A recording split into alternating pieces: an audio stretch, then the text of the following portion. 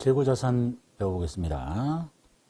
재고자산이란 정상적인 영업 과정에서 판매하기 위해서 갖고 있거나 또는 생산 과정에 있는 자산 또는 생산 또는 서비스 제공 과정에 투입될 원료나 소모품의 형태로 존재하는 자산을 재고자산이라고 합니다. 이걸 하나씩 세부적으로 볼게요. 재고자산은 다음의 항목으로 구성이 되는데 첫 번째가 정상적인 영업 과정에서 판매를 하기 위해서 가지고 있는 자산이 재고자산이에요. 팔려고 갖고 있는 거. 그걸 대표적인 이름이 팔려고 사왔으면 상품, 팔려고 만들었으면 제품. 그 다음에 판매를 위해서 생산 과정에 있어요. 만들고 있는 중이야. 그걸 보고 제공품이라고 합니다. 제조, 공정 중에 있는 물건. 그래서 요 제자가 아니에요. 제조 공정 중에 있는이 있을 제니까 제공품이라고 합니다. 제조 공정 중에 있는 물건. 그 다음에 판매할 자산의 생산 과정, 만드는 과정 또는 서비스 제공 과정에 투입될 거. 만들 때 투입되거나 서비스 제공 과정에 투입될 자산. 대표적인 게 이제 원재료라고 하는 것들이에요. 이게 이제 재고자산의 항목들입니다. 자, 재고자산의 분류 보겠습니다. 자, 재고자산은 총액으로 보고하거나 그냥 재고자산 통째로 또는 상품, 제품, 제공품, 원재료, 소모품 등으로 분류해서 재무상태표에 표시한다. 일반적으로 다 분류하겠죠. 그다음에 서비스업의 재고는 제공품으로 분류할 수 있다. 별로 중요한 얘기 아니고. 첫 번째 재고자산의 항목 중에서 상품 봅시다. 우리 일상에서 많이 쓰는 말이죠. 상품. 기업이 정상적인 영업활동을 통해서 팔려고 팔 목적으로 사온 것을 우리는 상품이라고 합니다. 판매할 목적으로 구입한 거. 따라서 부동산 매매를 하는 사람이 팔려고 사오는 토지, 건물 이런 것들은 토지 건물이라고 부르지 않고 상품이라고 해야 된다라는 얘기예요. 그 땅이나 건물을 사오면, 왜냐하면 이 사람은 부동산 매매업자니까 땅을 사고 파는 사람이니까, 건물을 사고 파는 사람이니까 이것도 상품에 포함된다. 그 다음에 제품 봅시다. 제품은 만든 거예요. 판매를 목적으로 팔려고 제조한 생산품이야. 또는 뭐 부산물도 내다 팔 수 있다면 합쳐서 제품이라고 한다. 그래서 사례를 보시면 이게 지금 핸드폰이죠. 우리가 일상에서 보는 이게 이제 이걸 사다가 파는 하이마트 입장에서는 저 핸드폰이 상품이 되는 거고 저걸 만드는 삼성전자 입장에서는 똑같은 건데 제품이 된다. 왜냐하면 팔려고 만든 사람, 팔려고 사온 사람이니까. 자, 그 다음에 제공품 볼게요. 제조 공정 중에 있는 물건, 제공품. 제품의 제조를 위해서 제공 과정에 있는 것을 말하며 반제품을 포함한다. 자, 여기서 말하는 반제품은 완성된 제품은 아니지만 그 상태로서도 팔 수 있는 것들. 자, 그림 보시면 자, 이게 이제 철을 만드는 과정에서 이렇게 쇳물로 이렇게 흘러가는 게 제공품이죠. 그러다가 이게 이제 식어서 이렇게 놨다? 이걸 가지고 이제 뭐 차량에 다시 쓰기도 하겠지만 이 상태로도 팔 수 있으니까 이것도 반제품도 포함한다라고 하고 있습니다. 그 다음에 원재료. 제품의 생산에 소비할 목적으로 물건 만들기 위해서 쓰는 원료 재료를 원재료라고 합니다. 이제 배추를 만드는 회사 입장에서 이거는 배추지, 원재료. 그래서 이거를 절여가지고 놔둔 상태는 제공품. 이게 다 만들어지면 제품. 이렇게 비교해 볼 수 있겠네요. 그 다음에 저장품, 소모품, 소모, 공구, 기구, 비품, 수선용 부분품 등을 저장품이라고 합니다. 그래서 우리가 볼 수 있는 건 이게 소모품 정도인데, 자, 이것들은 공구, 기구, 비품은 단기 생산 과정에 소비 또는 투입될 항목의 하나며, 그러니까 공구, 기구인데 1년 이상 계속 쓸 것이 아니라 쓰고 버려질 것을 말합니다. 그리고 한 회계기간 이상 계속 쓰게 되면 이것은 여기에 분류하는 저장품으로서는 안 되고 유형자산으로 분류해야 된다는 표현을 쓰고 있네요. 자, 이제 저장품의 대표적인 걸 보면 이런 것들이 저장품이에요. 요 톱날이 있죠. 이 톱날이 가격이 굉장히 비싼데 평생 쓰는 건 아니잖아. 1년 쓰다가 뭐 6개월 쓰다가 깨지고 이런 것들. 이것들을 소모품 중에서 이제 큰 틀은 저장품, 그 속에 소모품이 들어있다라고 보시면 되겠고. 그 다음에 기타, 나머지 거, 기타의 재고자산. 위 1에서 5 내지 1 내지 5에 속하지 않는 재고자산은 이제 기타의 재고자산이라고 한다요. 그래서 이제 분류 보셨죠? 상품, 제품, 제공품, 원재료, 저장품 등이 있다라고 봐두시면 되겠습니다.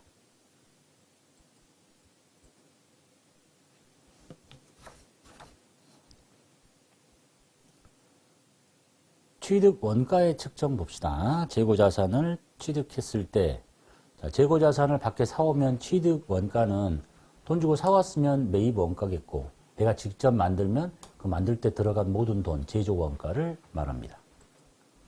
그렇죠. 우리 회계학에서는 주로 매입 원가를 많이 따지는 거고, 제조 원가까지 계산을 하면 이제 저 원가 회계를 가야 되니까. 그다음에 재고자산의 취득 원가는 취득에 직접 관련되어 있으며 정상적으로 발생되는 기타 원가를 포함한다. 이게 이제 중요한 거예요. 자산을 취득하는 과정과 직접 관련되어 있는 여러 가지 원가가 있다면 다 합쳐야 된다라는 게 중요해요. 자, 첫 번째, 매입 원가부터 봅시다. 내가 밖에서 돈 주고 사온다. 자, 재고자산의 매입 원가는 제일 중요한 거는 이제 매입가에 얼마 주고 사왔느냐. 그런데 거기에 매입 운임이 들거나 하용료가 들거나 뭐 보험료 등이 드는, 즉 취득 과정에서 정상적으로 발생한 부대 원가를 다 더해줘야 된다. 이 매입 원가에다가, 매입가에다가. 이게 제일 중요한 뜻이에요. 그리고 일반적인 사람이 생각할 땐 좀 이해가 안 되지만, 그러니까 저 자산을 취득하는 과정에서 정상적으로 발생한 저런 부대적인 원가는 다 더해야 돼. 예? 이해되셨죠? 자, 왜 더해야 되는지를 이해할 수 없다면 이렇게 생각하시면 돼요. 그 중에 이제 대표적인 게 매입 운임이라고 봅시다. 내가 어디 부산에 가서 어떤 물건을 하나 사오는데, 생각해봐요. 가방을 사다 파는 사람인데 뭐 아주 비싼 가방을 뭐 사다가 파는 사람이라 봐. 부산에 있는 사람 누가 나한테 팔겠대. 가방이 100만 원이야. 자, 이게 이제 매입 가액이에요. 100만 원에 팔겠대요. 그런데 내가 부산까지 가야 돼. 가서 KTX 타고 가서 교통비도 들고 가서 사오는데 다시 돌아오는 데까지 어떤 여러 가지 부대 비용이, 그게 이제 운임일 수도 있고 내 뭐 숙박비가 될 수도 있고, 그러니까 여러 가지 비용이 든단 말이야. 비용이 한 10만 원 들었어요. 자, 100만 원짜리 가방을 사는데 저걸 내가 사오기 위해서 들어간 추가적인 직접 관련된 게 100만 원이 들었단 말이야. 직접 취득 과정과 관련된 거예요. 밥 먹는 건 아니겠다마는 이제 상식적으로 생각하면, 자, 그래서 이제 이것이 내가 강부에 기록할 때 내가 이제 가방이라는 상품을 적을 때 이걸 나는 이 가방은 100만 원짜리라고 적어야 되느냐, 이것까지 합쳐가지고 이 가방은 100만 원짜리가 아니라 110만 원짜리라고 적어야 되느냐 하는 문제를 만나게 되죠.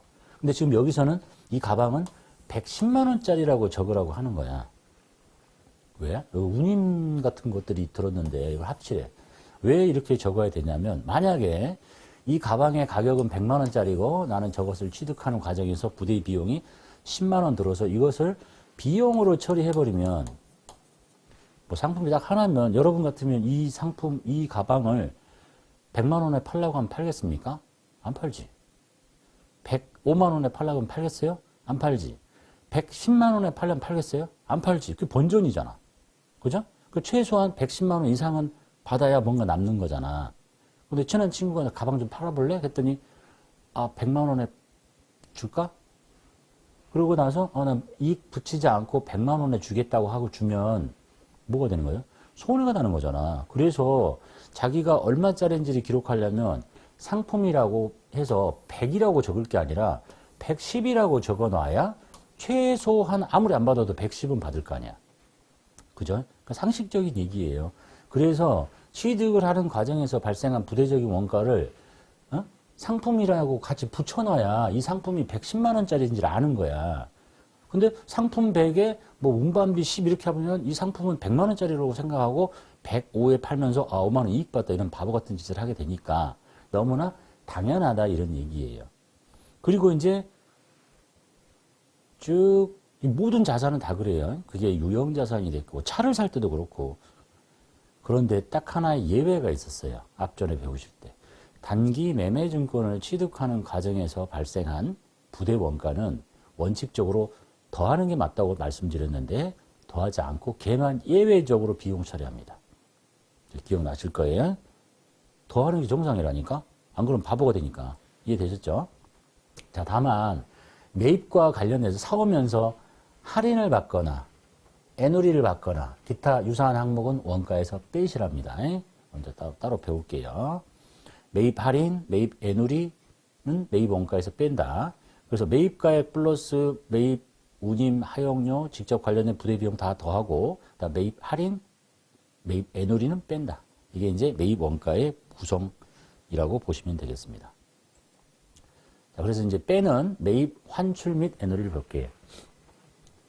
사와가지고 환출이라는 얘기는 들어왔다가 나가는 거고 애누리는 값을 깎는 거예요.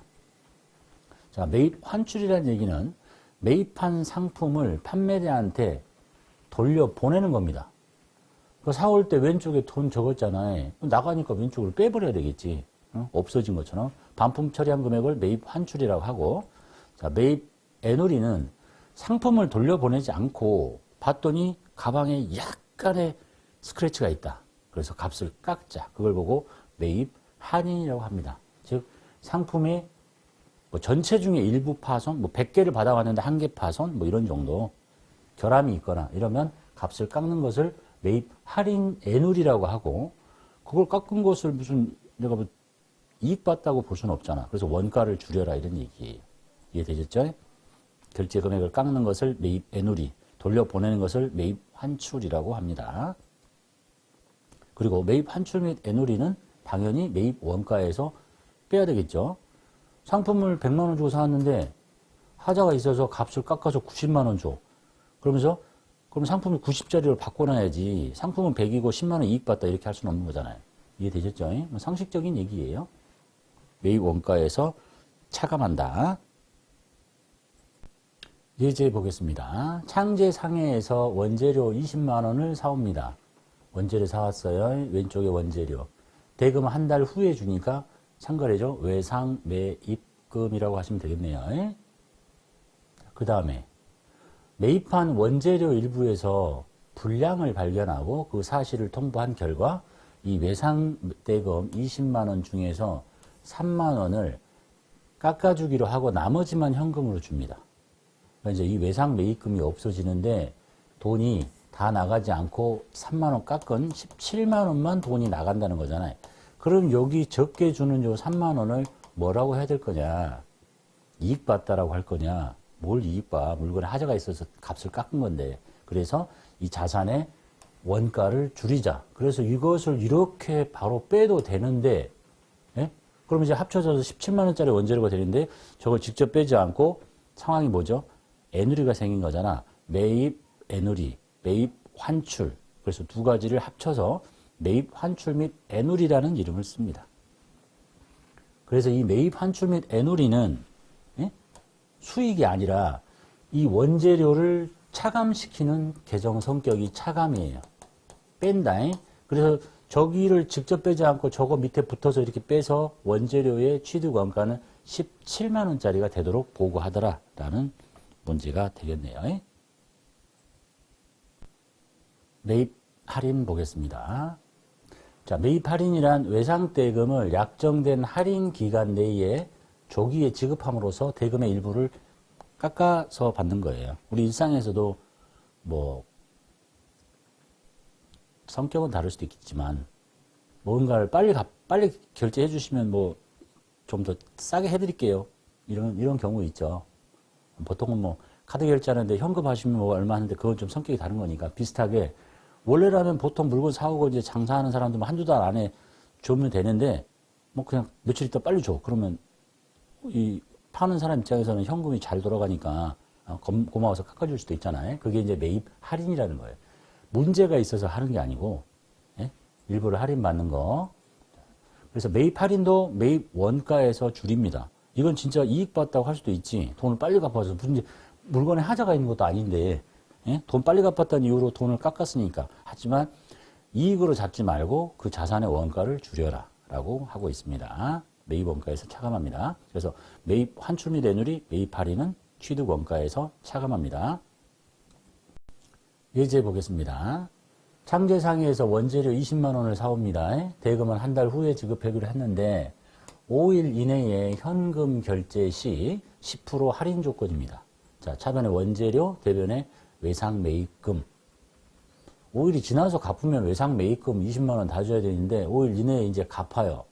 그래서 할인을 받았습니다. 그럼 이제 외상 매입금이 다 없어지면서 돈은 2만 원을 할인받으니까 10% 18만 원만 나갈 거야. 그럼 그 2만 원을 뭐라고 할 거냐?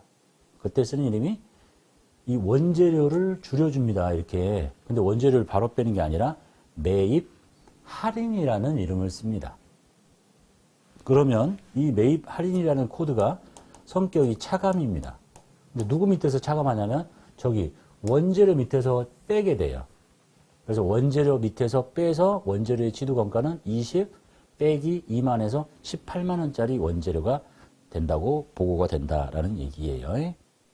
이해되셨죠? 그래서 매입 환출 및 애누리, 매입 할인은 매입 원가에서 차감하는 성격이다.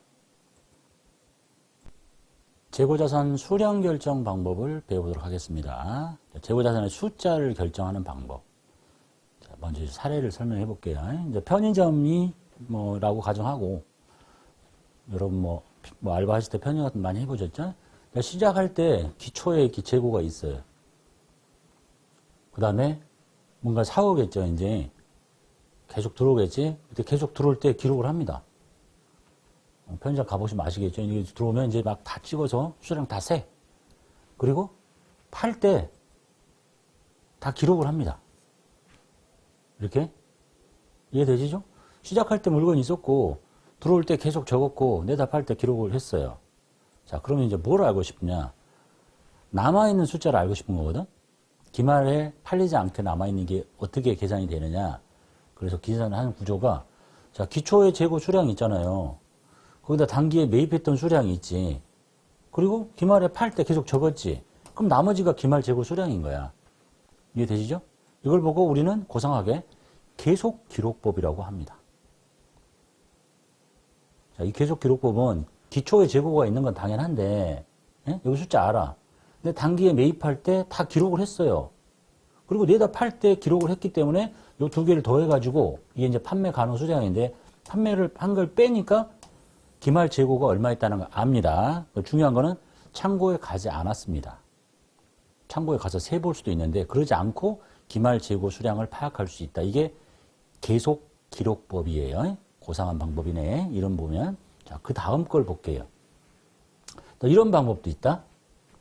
자, 기초의 재고는 있는데 당연히 이건 다 세고 있죠. 근데 들어올 때 기록하는 건 당연해요. 여기까지는. 들어오는 물건을 안 적을 수는 없잖아. 근데 이 사람은 내다 팔 때 안 적어버려. 예? 내다 팔 때 안 적고, 그럼 어떻게? 안 적고 창고에 들어가서, 예? 이제 판매한 수량을 알고 싶잖아요. 판매 안 적었으니까. 그러면 이 사람은 창고에 들어갑니다. 창고에 들어가서 남아있는 재고를 조사를 해. 그 이제 실지 재고 조사를 해요. 그러면 뭘 알아낼 수 있느냐? 단기에 판매된 수량을 알아낼 수 있다는 거야. 어떻게? 자, 기초의 재고가 몇 개 있는지 알지? 그 다음에 단기에 사올 때 계속 다 기록을 했지? 이게 이제 판매 가능한 수량인데 내다 팔 때 안 적었단 말이야. 그리고 창고에 가서 숫자를 다 세. 그 기말 재고를 빼. 그게 판매된 거 아니냐? 이렇게 하는 방법도 있더래요. 이걸 보고 고상하게 뭐라고 하냐면 실지 재고 조사법이라고 합니다. 이런 걸 안 배운 사람도 다 알겠죠. 식이 뭐 대단한 식은 아니니까. 자, 이렇게 이제 계속 기록법은 내다 팔 때 계속 기록을 한다는 거고, 그러니까 팔린 수량은 알아. 근데 창고에 안 들어가니까 기말 재고를 몰라. 근데 이제 이 실지 재고 조사법은 팔 때 안 적었으니까 몇 개가 팔린지를 몰라. 근데 창고에 가서 재고를 셌어. 그렇게 해서 판매된 수량을 알아내는 방법. 이걸 보고 실지재고 조사법이라고 한대요. 자, 그 다음에 이제 수량을 결정하는 방법 볼게요. 그 다음에가 아니라 정리. 자, 재고자산의 수량 결정 방법 정리할게요. 자, 재고자산 수량을 파악하는 방법에는 실지재고를 조사하는 법과 계속 기록하는 방법이 있다. 이미 봤죠? 자, 실지재고 조사법은 기말에 남아있는 재고를 조사해서 실제 기말 재고를 조사해서 기말 재고 수량을 파악한 다음에 재고자산의 입고만을 기록하고 출고는 기록하지 않는다라고 설명드렸습니다. 따라서 단기에 판매 가능한 수량인 기초재고에 단기 매입한 수량에서 기말 실지 재고를 빼면 그게 단기 판매 수량이라는 걸 파악할 수 있다. 이게 이제 교재에 있는 내용이에요. 기초재고, 단기 매입 적고, 기말의 실지 재고를 빼면 그게 판매 수량입니다. 이게 계속 기록법이란, 아니, 실지 재고 조사법이란 얘기고, 그 다음에 이제 실지 재고 조사법의 사례를 한번 해볼게요. 별거 없어요. 그냥 상식적으로 다 알 수 있어. 자, 실지재고 조사법에 의한 단기 판매 수량. 왜냐면 팔 때 안 적었으니까. 자, 기초가 있고, 입고됐고, 출고됐고, 안 적었죠. 입고됐고, 출고됐고, 안 적었어. 근데 이걸 알고 싶은 거야. 그러려면 창고에 가서 숫자를 셌더니 180개가 남아있어. 그러면 이제 실지재고 조사법의 식이 뭐야? 기초재고, 플러스, 단기 매입, 마이너스, 뭐? 기말 재고. 그러면 이게 팔린 거지. 기초 재고 200, 단기 매입 600, 기말 창고 갔더니 180개. 그러면 요 620개가 언제 몇 개가 팔렸는지는 알 수 없지만 일단 연도 중에 620개가 팔렸다는 걸 알아낼 수 있다라는 얘기예요. 대단한 이론도 아니고. 되셨죠? 그 다음에 재고자산 수량 결정 방법의 두 번째 계속기록법 보겠습니다. 재고자산의 입고와 출고가 입고할 때 적는 건 당연한 거고 출고할 때도 계속적으로 기록을 해요. 그래서 기중의 판매량도 알 수 있고 그걸로 기중 판매량 및 재고 수량을 장부에서 언제든지 파악할 수 있는 방법이다 라는 얘기입니다. 그래서 기초재고 플러스 단기 매입 수량에서 단기에 판매된 수량을 빼면 이게 기말 재고 수량이라는 걸 알 수 있는 방법이 계속 기록법이라는 얘기입니다. 또한 실지재고 조사법과 병행을 하게 되면 장부상 재고 수량과 실지 재고 수량을 모두 파악할 수 있기 때문에 보관 중에 발생한 재고의 감모량을 파악할 수 있다. 제가 이제 이 얘기를 하면서 여러분 같으면 실지재고 조사법을 쓸 것 같습니까? 계속기록법을 쓸 것 같습니까? 그럼 사람들이 계속기록법을 써야지요 라고 생각하는데 계속기록법은 창고에 가서 숫자를 안 센다니까요. 그래서 일단 현실적으로 그렇죠. 창고 내다 팔 때 계속 기록을 하고 그리고 가서 진짜 장부상의 수량과 실제가 맞는지를 봐야 돼. 숫자 다 세야 돼 이제. 그러면 나무 모르게 사라진 걸 알아낼 수 있어. 예? 쥐가 갉아먹었든지 내 아들 딸이 그냥 몰래 과자를 먹었든지 예? 그렇게 한다는 얘기를 하고 있습니다. 그래서 병행을 하게 됩니다. 계속 기록법을 쓰고 있다가 기말의 실지 재고 조사를 하게 되는 거야. 그래서 감모량을 알아낼 수 있다. 장부상에는 계속 기록을 해서 한 100개인데 실제 창고에 갔더니 80개밖에 없어. 그럼 20개 날라간 거지. 예? 도둑을 맞았거나 그렇다는 얘기예요. 자, 계속기록법에 의한 기말 재고 수량 파악 문제를 볼게요. 자, 이제 이 사람 계속 기록하는 거야. 기초 재고 있고 입고를 적는 건 당연한 거고 출고될 때 적었다는 거야. 이렇게 입고 출고 그리고 창고에를 안 가서 기말 재고를 몰라. 그래서 이제 기말 재고를 요 계산식으로 파악해라. 그럼 어떻게 하냐? 기초 재고 플러스 단기 매입 600개, 700, 800개가 있는데 적었잖아. 600개 팔렸다고. 그러면 200개가 남아 있는 거야, 장부상. 근데 창고에는 안 가봤잖아. 그래서 기초 재고 200에 단기 매입 600에서 판매된 수량 600을 빼니까 장부상 재고는 200개가 있어야 되는 게 맞습니다. 이게 이제 계속 기록법의 끝이야. 근데 진짜 200개가 있는지는 모르잖아요. 그래서 실지 재고 조사를 해야 돼. 그랬더니 180개밖에 없습니다. 감모량을 구하래요. 뭐냐? 200개인데 180개밖에 없으니까 220개가 감모량인 거지. 이걸 알아낼 수 있다라는 얘기가 기중에는 계속 기록을 하시고 기말에 실질 재고를 조사를 하게 되면 간무량을 알아낼 수 있다라는 얘기가 되겠습니다.